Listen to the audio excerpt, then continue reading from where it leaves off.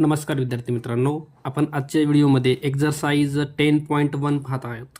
Okay, question number first दिला आहे. 4 number PQRS are in proportion which of the following is the correct statements. Okay, आता आपल्याला जे number दिले ते प्रपोर्शनमध्ये आहेत. प्रपोर्शनचा अर्थ कसा असतो बघा.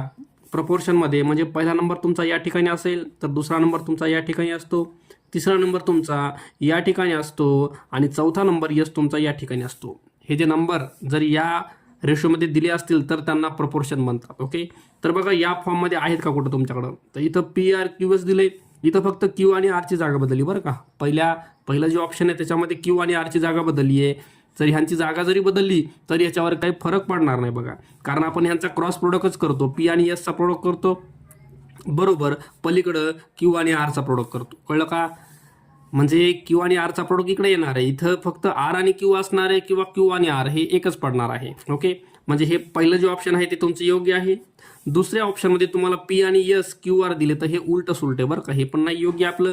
तिसरं ऑप्शन तुम्हाला क्रॉस प्रोडक्ट दिला आहे PQ, P आणि Q चा प्रोडक्ट, ह्या दोघांचा प्रोडक्ट होत नसतो. P आणि S चाच प्रोडक्ट होणार आहे क्रॉस आणि Q आणि R चाच क्रॉस प्रोडक्ट होणार आहे.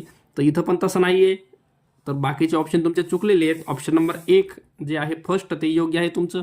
ऑप्शन नंबर 2 दिला आहे 5√75 √48 आणि x are in proportion find the value of x. Okay, तर प्रपोर्शन म्हणजे बघा तुमचा पहिला नंबर इथं असेल, सेकंड नंबर जो असेल तो तुमचा या ठिकाणी असेल √75, थर्ड नंबर √48 तुमचा या ठिकाणी असेल आणि फोर्थ नंबर हा तुमचा x आहे बरं, x तो असेल या ठिकाणी. ओके, तर याला सिम्प्लिफाय करायचं आणि x ची व्हॅल्यू आपल्याला काढायची आहे. तर याच्यामध्ये आपल्याला फक्त क्रॉस प्रोडक्ट करता येतो. हा x तुमचा इथं जाईल म्हणजे 5च्या मल्टिपलमध्ये जाईल x, इकडं आहे रूटमध्ये 48, हे जे 75 आहे ते 48च्या मल्टिपलमध्ये जाईल इकडं या साईडला. ओके, चला आता ह्याच्यात काय सिम्प्लिफाय करता येईल बघा आपल्याला.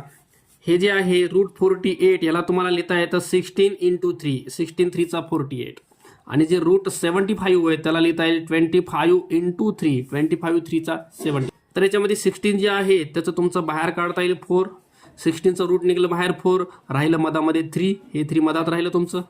त्याच्यानंतर 25 आहे, 25चं रूट निघतं बाहेर, याचं बाहेर निघतं 5 आणि हे जे 3 आहे ते मधात राहिला रूटमध्येच. ओके, त्याचं रूट निघलं नाही.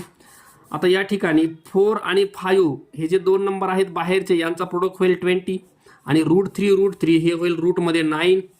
ओके, नंतर हे 20 × √9चं रूट निघतं बाहेर 3. ओके, कारण 3चा स्क्वेअर आहे. 20 × 3 इकडं आहे तुमची लेफ्ट साईड 5x, तुम्हाला x ची व्हॅल्यू पाहिजे तर x = 20 × 3, हे तुमचं 5 अपॉनमध्ये जाईल.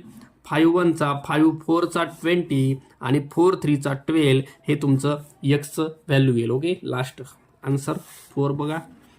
ऑप्शन नंबर बघा 12 आन्सर आहे. ऑप्शन नंबर 3 हे आपला आन्सर असेल. ऑप्शन नंबर 3 दिला आहे what is the ratio of 340 centimetre. बघा 340 हे तुमचं सेंटीमीटरमध्ये आहे, 251 हे तुमचं मीटरमध्ये आहे. तर रेशो काढायचा आहे तुम्हाला, तर ह्याला दोघांचं युनिट सेम पाहिजे. हे सेंटीमीटरमध्ये मीटरमध्ये ये, ह्याला तुम्हाला सेंटीमीटर करता येतं. 1 मीटर बरोबर 100 सेंटीमीटर. ह्याला सेंटीमीटर करायचं तर 100 मल्टिप्लाय करा. 100 मल्टिप्लाय केल्यावर हे तुमचं येणार आहे 5100 सेंटीमीटर, हे आलं सेंटीमीटरमध्ये. आणि वरचं जे आहे 340 हे ऑलरेडी सेंटीमीटरमध्येच आहे तुमचं. ओके, चला कॅन्सलेशन करू. 0 0 कॅन्सल, 17 2 34, 17 2 34, 17 3 51 आणि हा 0 म्हणजे उरलं तुमच्याकडं 2/30. तर हे दोघं जण बघा लेस करा. 2 1 चा 2 5 चा 10, लास्ट आन्सर तुमचं 1/15. ओके, चला ऑप्शन बघू 1/15, ऑप्शन नंबर 4. चला क्वेश्चन नंबर 4 दिला आहे the ratio of present age of 2 brother is 4:5. बघा दोन व्यक्ती आहेत, दोन ब्रदर आहेत, त्यांचा प्रेझेंट रेशो दिला तुम्हाला 4:5. After 10 years the ratio of their ages would be 6:6:7. Find the age of the elder brother after 15 years. Okay, बघा प्रेझेंट एज समजा दोघांची प्रेझेंट एज आहे तर 4x आणि 5x ही दोघांची प्रेझेंट एज बरं का. आता सांगितलं काय आफ्टर 10 years म्हणजे हे तुमचं प्रेझेंट एज आहे 4x आणि 5x. ह्या दोन्ही एजमध्ये 10 years ॲड केल्यावर तुम्हाला नवीन रेशो भेटायला आहे 6:7. ओके, चला याला सिम्प्लिफाय करायचं आहे. 7 तुमचं क्रॉसमध्ये इकडं जाईल, इकडं आहे 4x + 10, ह्याच्या मल्टिपलमध्ये जातं 7, इकडची साईड 6 आहे, त्याच्या मल्टिपलमध्ये येतं 5x + मध्ये 10, हे इकडं गेलं, हे इकडं आलं 7. ओके, चला मल्टिप्लिकेशन करून घेऊ आपण. 7 4 चा 28x, 7 10 चा 70 = 6 5 चा 30x आणि 6 10 चा 60. चला हे 60 इकडे पाठवा, 70 मधून मायनस होईल 60, पलीकडे आहे 30 टाइम x मधून मायनस करायचे 28 टाइम x, मायनस करा, हे तुमचं 10 = 2 टाइम x येतं आणि 10/2 = x, 2 ने डिवाइड करा, 2 5 चा 10, x आला तुमच्याकडं 5. ओके, x आलं 5 बरं का. आता प्रेझेंट एज जे आहे ते दोघांचे काढू आपण. ही जी x ची किंमत आली आपली 5, ही जी x ची किंमत आली 5 ती वर टाकून देऊ. इथं जर 5 टाकले आपण, 5 4 चा 20. ओके, दुसरं इथं जर 5 टाकले, 5 5 चा 25, ही तुमची प्रेझेंट एज आहे बरं, प्रेझेंट. आता विचारले काय आपल्याला, find the age of elder. Elder म्हणजे मोठा जो भाऊ आहे त्याचं 15 वर्षानंतरचं एज विचारले, 15 वर्षानंतरचं. आज किती आहे, आज वय त्याचं 25 आहे, 15 वर्षानंतर म्हणजे ह्या 25 मध्ये 15 ॲड करायचे आहेत आपल्याला, 0 4, तर हे तर 40 इयर बरं का, 40 इयर. ऑप्शन बघा, option number 2 40 years. Question number 5 दिला आहे, age of Sonal and Komal are in the ratio 6:5. If 6 years before age of Sonal was 30 year, find the age of the Komal 5 year hence. Okay, present age घेऊ आपण पहिले. Present age Sonal आणि कोमल.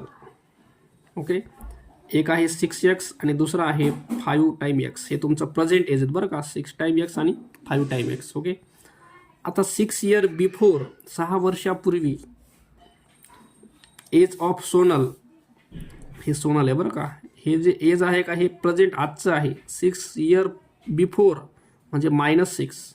Okay, तर 6 वर्षापूर्वी हे आजचं वय आहे, त्याच्यातून 6 वर्ष मायनस केल्यावर ते वय होतं 30 वर्ष. ओके, त्यांनी दिले बरं आपल्याला कंडिशनमध्ये. 6x = 30 + x, 6 टाइम x = 36 आणि x = 36/6 डिवाइड करा, तर x आला तुमचं 6. ओके, आता हे 6 इथं टाका, 6 आणि 6 हे तुमचं 36 येईल, हे 6 इथं टाका, 6 5 चा 30 येईल, ही तुमची प्रेझेंट एज आहेत बरं, प्रेझेंट एज. 36 आणि 30 ही तुमची प्रेझेंट एज आहेत. विचारले काय, 5 year म्हणजे आफ्टर 5 year विचारले कोणाचं, कोमलचं. कोमलचं आजचं वय किती आहे, 30 आहे. या 30 मध्ये तुम्हाला 5 वर्ष ॲड करायचे, तर हे येणार आहे तुमचं 35 year. ओके, चला ऑप्शन बघू आपण. 35 year दिले तुम्हाला. क्वेश्चन नंबर 6 दिला आहे, in which of the following sets are the numbers in proportion. Okay, तर फर्स्ट बघू आपण, 5 10 15 20. तर हे प्रपोर्शन चेक करायचं आहे आपल्याला. तर 5/10 आणि 15/20. जर प्रपोर्शन चेक करायचं तर तुम्हाला दिलेल्या व्हॅल्यू ह्या रेशोमध्ये तुम्हाला या फॉर्ममध्ये लिहायच्यात.